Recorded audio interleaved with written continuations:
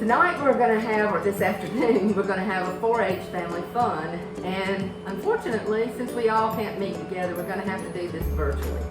Bear with us because this is the first time I've done anything virtually. For those of you who have been in 4-H before, my name is Winona Hare. I'm one of the directors, and I would like to introduce, or have the other director introduce herself to you. My name is Morgan. I'm the new food sovereignty coordinator for the Catawba Nation, and I'm going to be helping with family fun tonight. All right, what we're going to do, the thought came to us, Morgan and I have been meeting for a while, and what we wanted to do is come up with a couple of recipes to show you today that during this school session that's coming up that's so mixed up for everybody. Some of the kids, or some of you, will be at home on certain days, and we didn't want you to have to worry about getting a snack or a lunch and fooling with the stove, which in some instances can be very unsafe depending on how old you are. So we came up with some good nutritious things that are healthy for you, that's fun to make and does not require the stove. We're also going to provide to you all of these materials, and we are providing a kid-friendly knife. So those of you who have been in cooking class with me over the years know that we've had knife safety, and we'll talk about that in just a little bit. But the knife that we're using, even though it says kid-friendly, you still need to be careful when you use it. All right, first thing we're going to do after I put my glasses on is make a snack cone. Very simple recipe to do. We have provided in your little kit, each one of you, a ice cream cone with a flat bottom. Obviously, if you're going to do this again in the future, you have to have a flat bottom or it's not going to work for you. The other is a very good cereal. It doesn't have to be Cheerios, it can be any, but it needs to be wheat based. We've talked about that before in your food chart, that the wheat is more healthy for you and your family than a sugar-coated cereal. We provided a bag of popcorn. This one's called Skinny Pop. No, it is not full of butter. That's not necessarily the best thing you can do for yourself. But for this treat, you're eating Skinny Pop. And we put bags of fruit snacks. All of this is going to be mixed together in the proportions we will tell you. In your bag that we will give you, Morgan has gone to great lengths to make a bunch of different recipes that you can do at home. This recipe is in there too. So if you forget, replay the YouTube or read your recipe. All right, let's get started. The first thing you're going to do is take 3 cups of popcorn. If you'd like to repeat this later and you have popcorn at your house, preferably microwave popcorn. Then what you're going to do is 2 cups of your cereal. And you put this in a big bowl so you can mix it up, and you'll have plenty for the whole family to eat when you're watching a movie or whatever, just sitting in your room doing your homework. You can make this and munch on it all day long, and it's perfectly healthy for you. Then, quite simply, you take your fruit pack.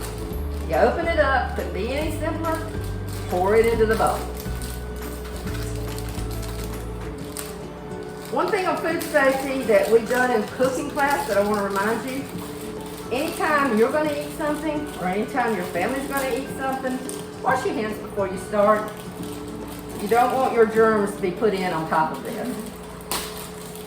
And as soon as I can get this open for you, Morgan's going to be stirring, and we're going to show you just how simple this can be for you and your family. You just mix it up, make sure you're scooping your fruit snack.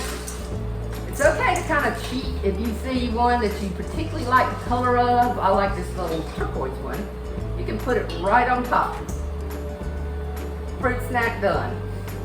Eat it whenever.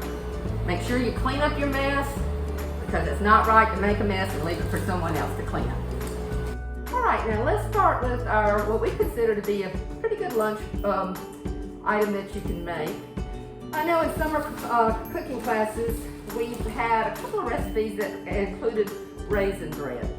I'm not telling you have to use raisin bread for this. If you want to use just regular bread, that's fine. I love raisin bread, but it's totally up to you. It's pretty simple. You're going to need 2 slices of the raisin bread. Again, we are providing all of the things that you need. Good raisin bread doesn't want to separate. One thing for wearing your mask with COVID, it makes it pretty hard to eat with your mask on, so I'll put this little piece right back in the bag. Alrighty, separate. Don't lay your food down on the counter. That's a no-no. So get a plate, paper towel, something. Every one of y'all are gonna get a huge jar of peanut butter. Peanut butter has nutrition elements in it. It's good for diabetics. It's also yummy to eat. So with anything, moderation. Don't sit down at night and eat a whole jar of peanut butter.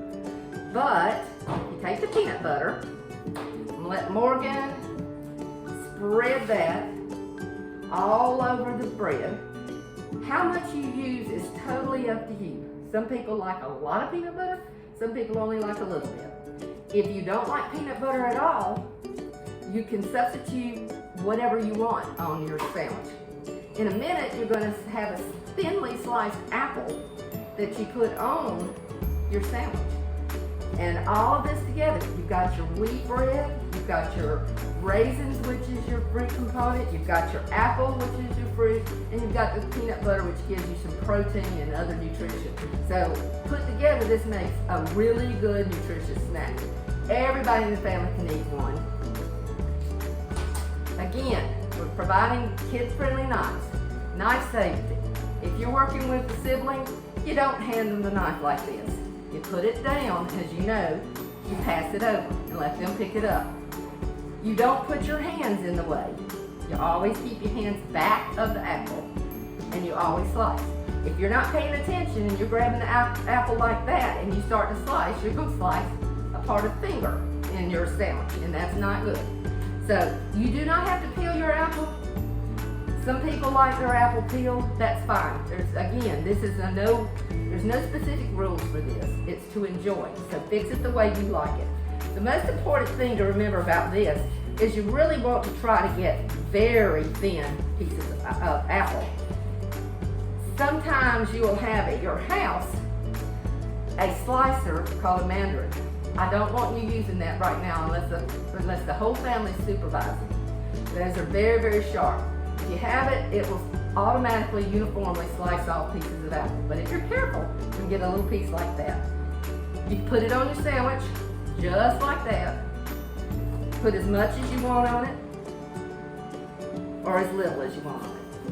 If you like another fruit besides apple, I guess it would work with putting a peach or whatever you want on it. If you don't want it to overlap, like that, then you can take and half it, like that, and then arrange it on your sandwich, like that. Then all you do, let Morgan do that part, is put the top piece on. You got your good, nutritious lunch, and if our masks weren't on, we would eat. Thank you, and we will get back with you within the next month for some more club activities and some really good upcoming family fun. See you then.